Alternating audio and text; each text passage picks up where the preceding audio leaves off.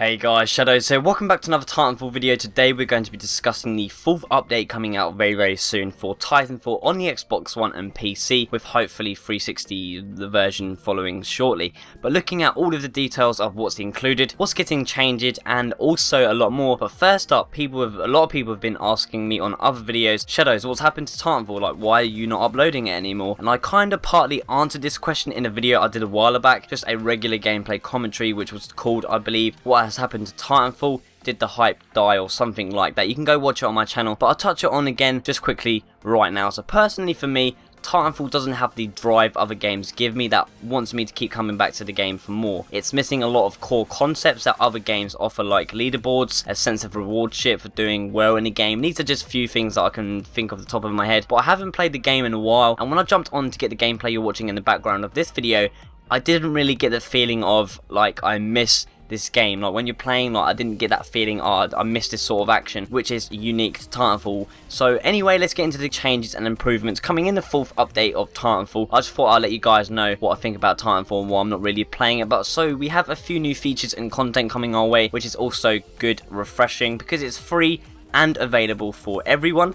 There are 2 game modes being introduced, but Respawn are describing the addition of new game modes as featured game modes. These will only be playable for a limited amount of time to be replaced by new featured game modes, meaning possibly Respawn have some new game modes planned already in the fix, and maybe, I don't know, we could see like a changeable rotation of new game modes every few weeks, every month, which obviously would be refreshing. But the first 2 game modes we're going to be receiving for hopefully soon are first, Marked for Death. This is a VIP Juggernaut like game mode where someone is marked for death on each team. Kill the enemy marked while protecting your own on your own team. So that sounds quite simple. It looks quite fun. I believe this game mode was playable at E3 2014, and I talked about that in my last video of Titanfall. But shortly after that, we'll be following the next game mode will be the Wingman Last Hiding Standing variation, which I believe is 2v2 Last Hiding Standing, which would be fun for you and a buddy to co-op it style and just go in absolutely guns blazing.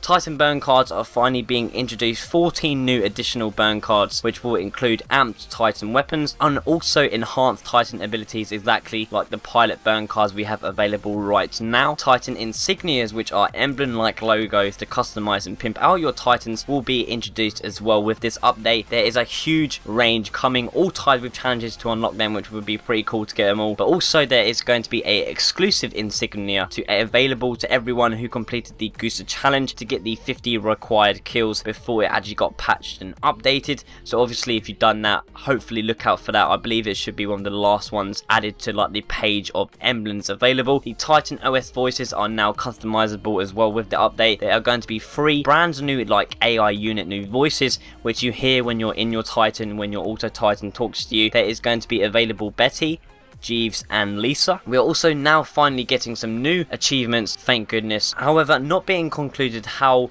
Respawn actually told us in the past. There will be brand new achievements, yes, coming with this update. However, they will be added to be used with the Expedition DLC and not added to the base game like Respawn had actually promised Titanfall fans in the past. No idea why this change has been implemented or changed. I'll let you guys know if Respawn comment on this on Twitter, so make sure to follow me on there. But this is a good reason for Season Pass holders to keep playing the game like myself. However, it's not so great for everyone else who just enjoys Titanfall, who can't really afford the map packs or Season Pass, just because Respawn did actually promise in the past that all brand new achievements would be added to Titanfall to the base game, not tied in with DLC, which obviously it isn't and isn't true at the moment. So it's very annoying, very confusing. I'll let you guys know on Twitter if Respawn actually comment on this situation. But moving on to the balance adjustments, we've got quite a lot, looking at most of the pilot weapons due to community feedback, which are getting a few changes, and as well as also the big punch kit available for Titans. So starting off, we have the satchel charges, very frustrating and annoying devices used by the pilots. There's actually going to be a damage decrease when the satchel charges are being used against pilots, which is awesome, so you can't literally get killed straight away. You may have a surviving chance. The pilot shotgun has had its damage decreased at mid-range, as players could win gunfights definitely out of what a shotgun range would be available. The R101C carbine, which is probably the most best gun, favourite gun in the actual Titanfall game, It's had some major changes as well, including a bit more kick and recoil to the gun to make it feel a bit more uncomfortable to use, especially at long range, because a lot of people were saying that the R101C carbine was definitely overpowered, and it was excellent for any range, any battles. It was just pure awesome. And obviously Titanfall and Respawn want you to use every gun in the game. If everyone's using this weapon, what's the point of introducing any new guns in the future if they actually do ever get introduced? But also there is as well a ammo change for the R101C, which is 6 less bullets per every single magazine, included extended magazines. The R97 SMG combat weapon has had its rate of fire increased, as this is basically the weapon's speciality and has made its improve to win gunfights at close range. It also now deals slightly more damage wise while rodeoing Titans, making a top second weapon to the pilot's LMG while using against Titans while rodeoing them. The Hemlock has been reported as the least used weapon, which is very weird in terms of gameplay wise and shooters, because the 3-round burst assault rifle, people usually love it, but due to the fact that you can just jump around everywhere, I think a lot of people aren't going for this weapon, because when you fire, you do have to actually fire 3 bullets at once. You can't really stop that. However, it's also getting a buff due to this reason. It's going to take 4 bullets now to take out a pilot instead of 5 at any range given. The G2A4 rifle, which is the single shot pilot rifle, now kills pilots in 3 shots always, when it used to take about 4 or 5 shots at mid to long range. And then finally, the last thing to talk about, the last change, is the big